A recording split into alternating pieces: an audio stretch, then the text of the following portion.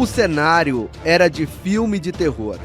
Uma estudante perde os sentidos e 25 outros estudantes de turmas diferentes de uma escola no Recife começam a ter falta de ar, tremor e crise de choro. Tudo isso ao mesmo tempo e com todos eles. O que é que aconteceu? Por que passaram por isso? Nós vamos saber aqui nesse vídeo. Você vai ver também que esse episódio é muito parecido com o que ocorreu em 1980 nos Estados Unidos e que se tornou um verdadeiro mistério. 300 crianças desmaiaram durante um show. Muitas teorias surgiram e a conclusão da polícia não convenceu. Povo da fé, que Deus te abençoe, sejam muito bem-vindos para mais um vídeo aqui desse canal. Como você já viu na abertura, neste vídeo nós vamos falar sobre mistérios. Mas antes, eu quero aqui deixar o meu carinho e a minha gratidão a todos que sempre estão compartilhando, deixando like aqui nesse canal e comentando. O seu comentário, o seu compartilhamento, o seu like gera um engajamento e a plataforma ela é praticamente obrigada a jogar o nosso vídeo para cima e apresentá-lo a outras pessoas. Muito obrigado a você que tem nos ajudado a esse conteúdo ir muito mais longe. E se você ainda não deixou o teu like, é importantíssimo. Deixa o teu joinha para cima, comenta aqui embaixo, se inscreve no canal e se já é inscrito, verifique a sua inscrição e verifique se o sino está ativado, porque somente assim você receberá todas as notificações de vídeos que serão postados aqui posteriormente. Também quero fazer uma observação que eu estou com a voz bastante debilitada, estou com um quadro gripal muito forte, mas estou aqui para dar o meu melhor e oferecer um bom conteúdo para você sobre batalha espiritual. Interagiu comigo, deixando teu like, compartilhando, se inscrevendo no canal? Vamos ao assunto do vídeo. Sexta-feira, 8 de abril. Dia do encerramento da semana de provas na Escola de Referência de Ensino Médio Ageu Magalhães, na zona norte do Recife. A maioria dos alunos tem entre 14 e 15 anos. A tarde começa a cair e é neste período que tudo vai acontecer. Segundo a mãe de um dos estudantes, tudo começa quando uma menina passa mal e perde os sentidos. O efeito é em cadeia e em poucos instantes, 25 alunos de turmas diferentes começam a ter sintomas parecidos: suor, saturação baixa e taquicardia. O desespero toma conta da escola. Os gritos ecoam pelos corredores. Sem saber o que está acontecendo, os alunos temem o pior. Este relato é do pai de uma estudante. A minha filha saiu da escola com uma amiga. Ela disse que o cenário era de filme de terror, com correria e tumulto. Já no ônibus, ela me ligou dizendo que tinha deixado a escola e estava indo para casa.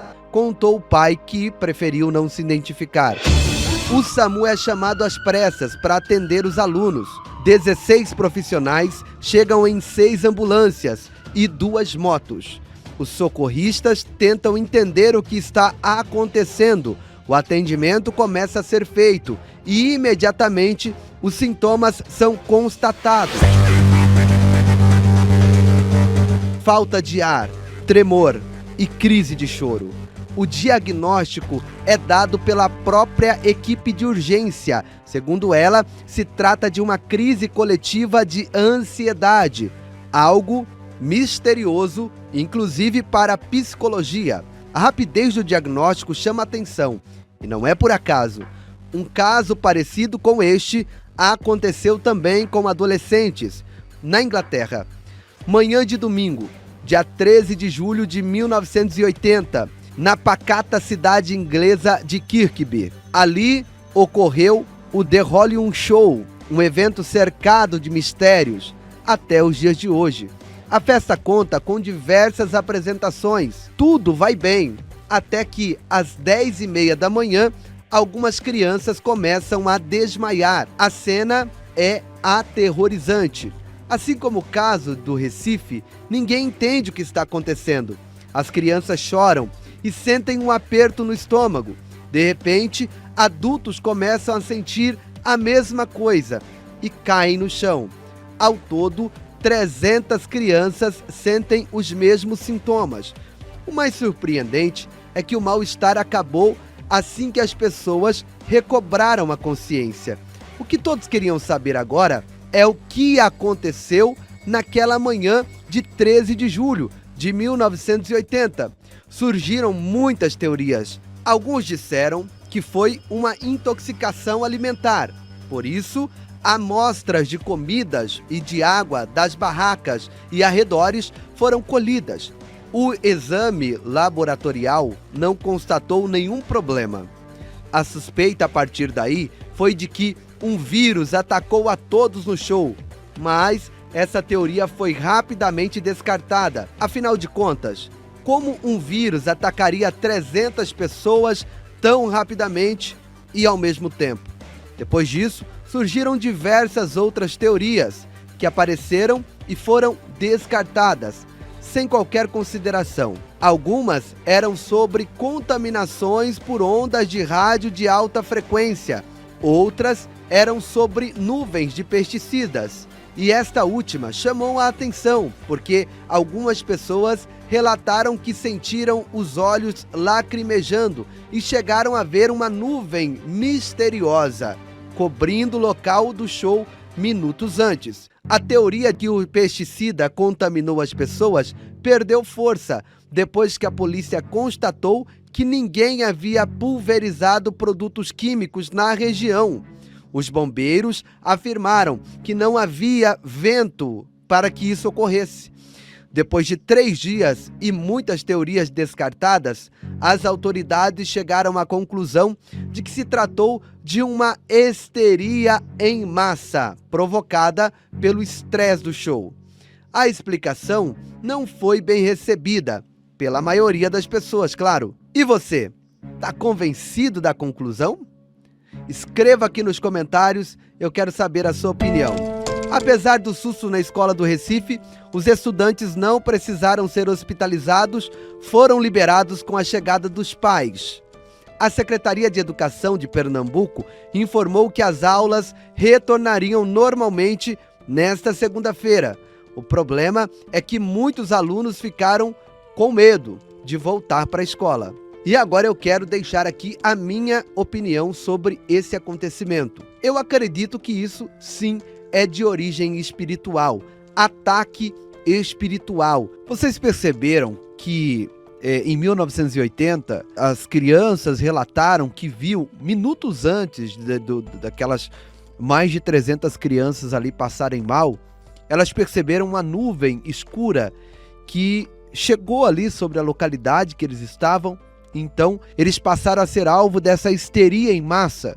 Gente, isso está mais do que provado, visivelmente, que se trata de ataque espiritual. Os nossos adolescentes, os nossos jovens estão sob ataque espiritual, porque eles são o futuro, são futuros pregadores, futuros missionários, e o que o adversário quer é barrar que isso aconteça. Por isso eu sempre digo aqui que nós vivemos uma batalha espiritual, é a batalha do bem contra o mal. Nesse caso da escola de Salvador e também nesse caso que ocorreu em 1980, eu acredito sim que isso é totalmente espiritual. Eu atribuo tudo isso que aconteceu na escola de Salvador e também em 1980 a demônios, porque você percebe que enquanto as crianças estavam inconscientes, elas choravam, tremiam, tiveram arritmia e coisas do tipo. Quando elas voltaram em sã consciência, todos os sintomas desapareceram. A mesma coisa aconteceu em 1980. Mais de 300 crianças e outros adultos também caíram inconscientes e foram levados aos hospitais. Quando voltaram em suas consciências, todos os sintomas desapareceram. Isso é demônios. Isso é espiritual. Há uma luta espiritual travada, terrível, acontecendo nesse momento. E é por isso que eu quero aproveitar essa oportunidade para trazer esses esclarecimentos para você. Portanto, preste muita atenção e permaneça até o fim desse vídeo. Pelo amor de Deus, permaneça até o fim desse vídeo. Irmãos, a nossa vida é de batalha espiritual constantemente. Constantemente passamos por batalhas espirituais. O mundo invisível é mais real do que o mundo visível, meus irmãos. Tem coisa visível que você vê, né? Na verdade, todas as coisas visíveis que nós vemos, um dia vai se acabar. As invisíveis, elas são eternas. Por isso é que o mundo espiritual é um assunto muito sério a ser tratado, e eu vou falar sobre esses ataques e batalha espiritual. E quem não se interessa, né, sobre batalha espiritual, até porque a nossa vida é uma batalha espiritual. Com certeza você já ouviu falar sobre esses acontecimentos, onde um jovem revoltado por ter sofrido bullying ou coisa do tipo, entra em denominada escola e ali ele fere de morte alguns colegas. Com certeza você já viu isso, aconteceu fora do Brasil. No Brasil também não posso falar muito sobre isso para não cortar o alcance desse vídeo. Esses feriram ali de morte física alguns de seus amigos, mas com certeza também existem pessoas que são capazes de qualquer coisa para ver o mal das pessoas. E isso pode ter acontecido em 1980 e isso pode ter acontecido também na última sexta-feira, agora de abril, aonde essas crianças teve esse ataque de ansiedade ali em massa. Eu atribuo isso sim ao reino espiritual. Provavelmente alguém possa ter feito algum trabalho contra aquela escola. Não podemos descartar nada relacionado ao mundo do espírito. Agora, aproveitando essa deixa, vamos falar sobre batalha espiritual? Há uma cortina que separa esse mundo físico do mundo espiritual. E se essa cortina fosse aberta diante dos seus olhos, você veria seres híbridos, demônios, monstros, seres malignos lutando, pelejando para destruir a sua vida, o seu casamento, a sua família. Porque fazendo tudo isso, a pessoa ela perde a fé, e ela perdendo a fé, ela está caminhando para o inferno. E esse é o objetivo principal do mundo das trevas: arrastar para o lado de fogo e enxofre o maior número de vidas possíveis. Então existe de fato. Porém, há algumas maneiras de você que está me assistindo agora, você identificar se você está sendo de fato alvo do mundo das trevas. Há algumas maneiras que você vai ter então a percepção e dizer: poxa, eu preciso me atentar. Tem gente que não crê nisso, não acredita nisso, mas trabalho de feitiçaria, macumbaria, bruxaria, tudo isso pode atingir as pessoas. Como é que eu identifico? Como é que eu sei? Quais os sinais de que eu estou sofrendo uma represária, um ataque espiritual, um ataque demoníaco? Bom, toda batalha, eu falo aqui de mundo invisível, tá? Eu falo aqui sobre mundo invisível, então nós temos que nos remessar para entender como que o mundo invisível, que é o mundo espiritual, trabalha aqui no mundo físico. Então, como que o mundo espiritual trabalha no mundo físico no sentido de um ataque espiritual? O campo de batalha, o que o diabo, o que os demônios querem tomar conta, e o que Deus deseja tomar também, administrar e tomar conta, é os nossos pensamentos. Tudo começa nos pensamentos, tudo começa na cabeça. Deus e os demônios trabalham na mente das pessoas, até porque se nós formos calcular, veja bem a distância do nosso ouvido, quem está mais próximo do ouvido, a mente ou o coração? Por aí a gente começa a avaliar aonde acontece a batalha espiritual, que é na cabeça, através dos pensamentos. Deus, quando quer trabalhar na vida de uma pessoa, ele começa a colocar pensamentos inspiradores, pensamentos que vêm do céu para essa pessoa se levantar e vencer na vida. Como também quando o maligno começa a trabalhar, ele começa a lançar setas, pensamentos de fracasso, de destruição, começa a conturbar a mente da pessoa, trazendo pensamentos estranhos, desejo de suicídio, desejo de morte, desejo de fazer uma loucura. Então a batalha espiritual acontece na mente do ser humano. Dentro da cabeça de cada ser humano, ali se instala a batalha espiritual. Por isso é que cada ser humano vive uma batalha espiritual. Não tem como eu viver a batalha espiritual junto com os irmãos que estão me assistindo. Eu vou viver a minha batalha e vocês vão viver as suas batalhas espirituais. O que pode acontecer é eu ajudar os irmãos em oração e orientação. Por isso é muito importante estarmos conscientes de que cada um é derrotado individualmente ou é vencedor individualmente. E para isso nada melhor do que estarmos aqui para recebermos essas orientações.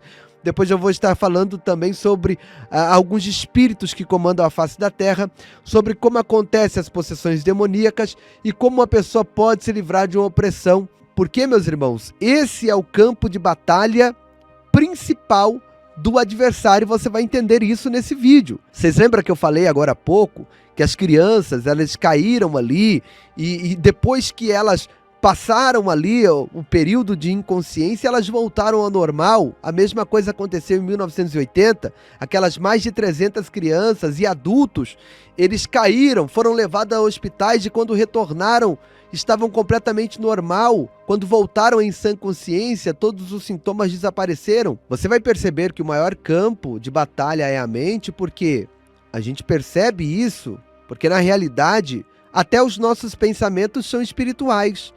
Nós não pensamos o que nós queremos, nós pensamos o que vem na nossa mente. E isso vem na nossa mente porque é algo espiritual. Por exemplo, você está aí agora me assistindo e você não está pensando o que você quer, você está pensando o que está vindo na sua cabeça. E isso é espiritual. Porque que com certeza o que você está pensando está levando você a refletir a respeito da sua própria vida, porque é algo espiritual. Sabendo nós que nós não pensamos o que nós queremos, mas recebemos uma inspiração do mundo espiritual, e aí então nós pensamos, então o que acontece? Dentro do pensamento que vem sobre nós, se nós não temos controle do que pensamos, mas temos controle no que vamos fazer diante desses pensamentos. É semelhante àquela história: eu não posso impedir as andorinhas de voarem, porque elas estão em uma dimensão mais alta do que eu. Eu não tenho condições de ir lá impedir todos os pássaros de voar, mas eu tenho condições de impedir que eles façam um ninho na minha cabeça. Impedir de voar eu não posso, mas de fazer um ninho na minha cabeça, claro que eu posso.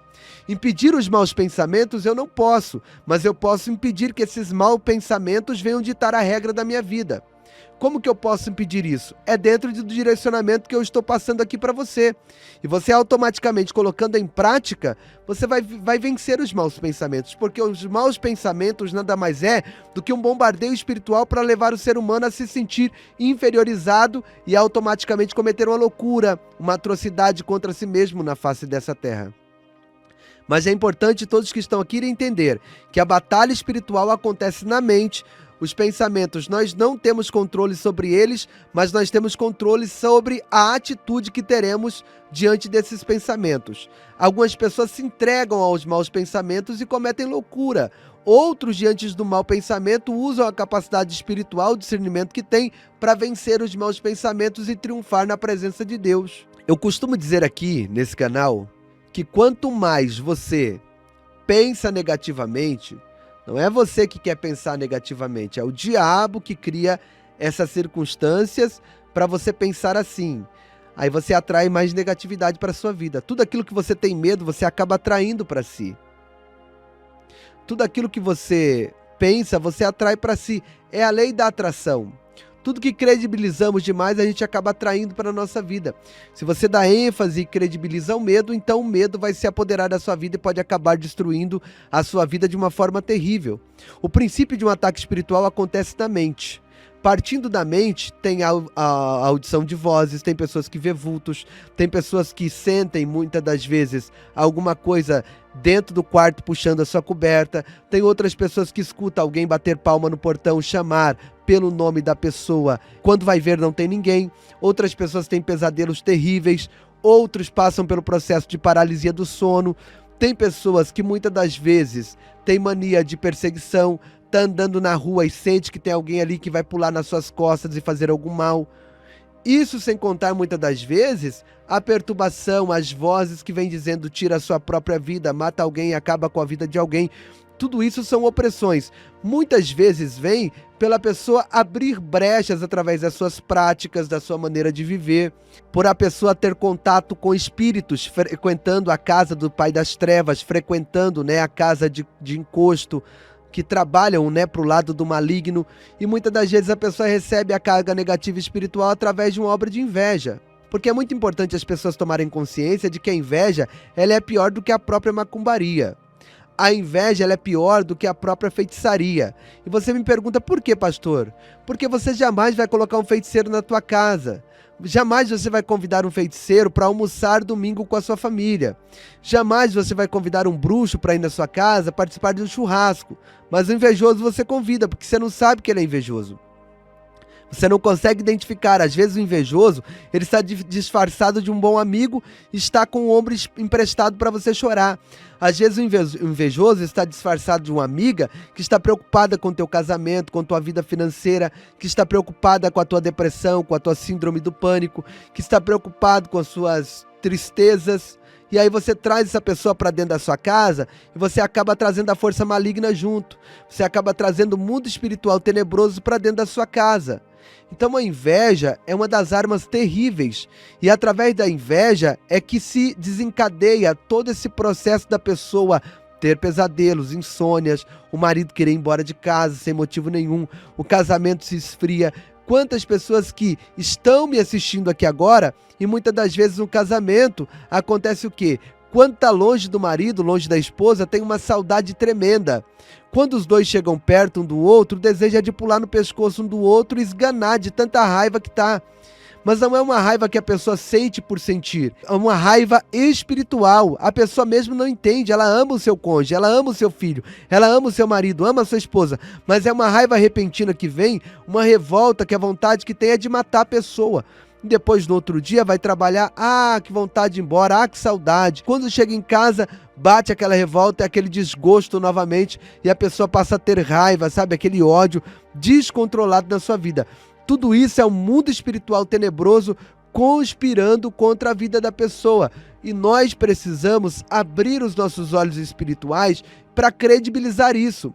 Infelizmente, vivemos em uma sociedade onde muita gente leva o mundo espiritual numa brincadeira. Para pensar, minha gente, o mundo espiritual existe. Assim como Deus existe, demônios também existem. Assim como Deus está assentado no alto e sublime trono, os demônios estão aí na terra praticando toda a destruição, todas as barbaridades que nós podemos imaginar. É muito importante, nessa ocasião, falarmos sobre isso, né? Que todos esses ataques espirituais que acontecem são de espíritos que estão dentro de uma escala, porque o reino das trevas, o mundo espiritual tenebroso, é um mundo organizado. Quem pensa que o reino das trevas é uma bagunça está enganado. O reino das trevas é um reino organizado. E tem essas escalas de hierarquias, né? Escalas de espíritos que trabalham nas áreas pelas quais eles são ordenados a trabalhar. E na face da Terra existem 7 espíritos que comandam o planeta Terra. São 7 espíritos que a sociedade deu nome muito bonito para esses espíritos, que é os 7 pecados capitais. Quando na realidade, vocês já ouviram falar dos 7 pecados capitais? Os 7 pecados capitais diante da sociedade parece ser uma coisa bonita, quando na realidade nada mais e nada menos é do que os 7 príncipes que comandam o planeta Terra. Abaixo desses 7, então vem as outras hierarquias, né? Que são esses que atacam as pessoas, que fazem as pessoas sofrerem. A luxúria, por exemplo, ela é comandada por um príncipe chamado Asmodeus. Então, dentro dessa área, todos seus subordinados trabalham disseminando na face da terra a luxúria. A gula é comandada por Beelzebu. É por isso que quando geralmente acaba uma festa, uma festividade promíscua, Beelzebu é considerado o deus da mosca. É por isso que quando acaba aquela festividade de muita comelândia, muita começão, no outro dia, mesmo nas primeiras horas, você vai ver todo aquele ambiente cheio de moscas, porque Beelzebu é que comanda esse ambiente da gula, né? A ganância é Mamon que comanda. Na parte da preguiça é Belfigor. Na ira é Azazel, que é um bicho perigoso também, que é o principado terrível. Na parte da inveja é Leviatã. Na parte da vaidade é a antiga serpente Satanás, né? Ra-Satã, a antiga serpente que perdeu seu corpo, foi destituído. Esses espíritos trabalham, né? São 7 que comandam a face da terra. E abaixo deles, então, vem as potestades, principados e dominadores que atuam na humanidade. e a terra está sendo minada por esses espíritos malignos, mas existe um povo, que é o povo de Deus, que tem o Espírito Santo e que tem autoridade para repreender e paralisar esses espíritos. Esse povo é o povo de Deus. Então, todas as vezes que você for orar, ore e peça para Deus proteção, livramento contra toda espécie de ataque satânico que vem para destruir a raça humana. O nosso inimigo, o nosso adversário, ele não tem mais salvação. Para ele tudo já está perdido, mas ele não quer ir sozinho. Ele quer me levar e ele quer te levar junto. E para isso ele vem com as doenças na alma, doenças na mente, porque quando a mente adoece, é muito mais fácil para ele tomar conta e dominar a mente do ser humano.